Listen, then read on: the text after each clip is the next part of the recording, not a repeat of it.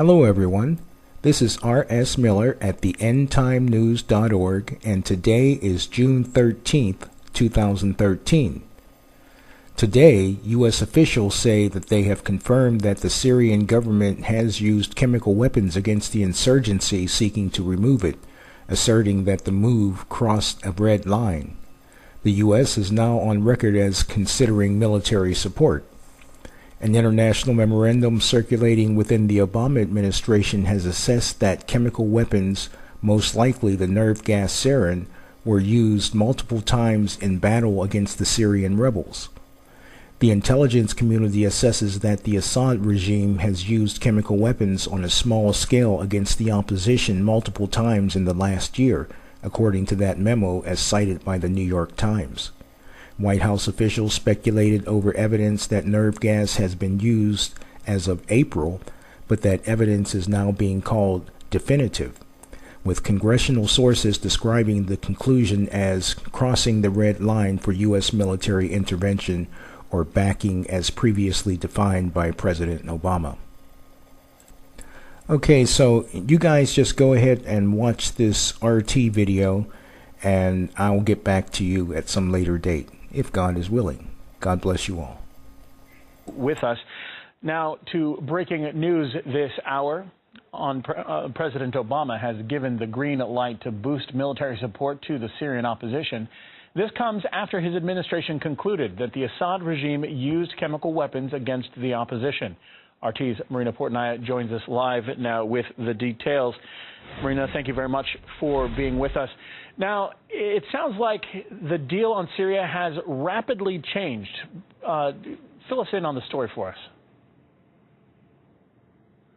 That's right. It's rapidly changed, and this is quite a game changer being announced by the Obama administration. What we know is that the U.S. has decided that it will provide military support to Syrian rebels, but U.S. officials would not specify what that support will involve. National Security Council Deputy Advisor Ben Rhodes says that the new assistance to the Syrian rebels will be different from the non-lethal communications type equipment that the U.S. has given before. This, of course, leads many to believe that the United States will now be arming the Syrian opposition. Now, Washington says it's prepared for many contingencies and that the Obama administration will make decisions about further action on its own timeline. Now, these decisions are being made after the U.S. intelligence community has independently concluded that the Syrian government has used chemical weapons, including the nerve agent gas sarin, on a small scale against the opposition. U.S. officials say that they have evidence that chemical weapons were used multiple times against rebels, killing between 100 and 150 people over the past year.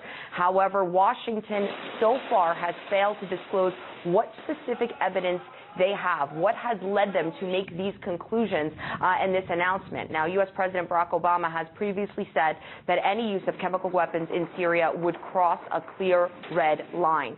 U.S. intelligence officials say that they have no reliable, corroborated reports to indicate that the opposition in Syria has acquired or used chemical weapons. But this is counter to what a chief UN investigator said just 2 months ago. Our investigators have been in Syria and in neighboring countries, interview victims, doctors and field hospitals.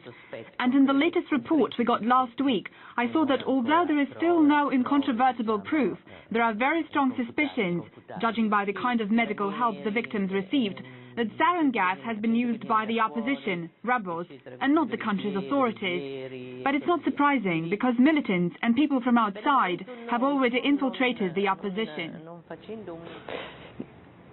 The United States decision now to provide more military support to the Syrian opposition comes ahead of a peace conference that's supposed to take place in Geneva at the end of this month or the beginning of next month.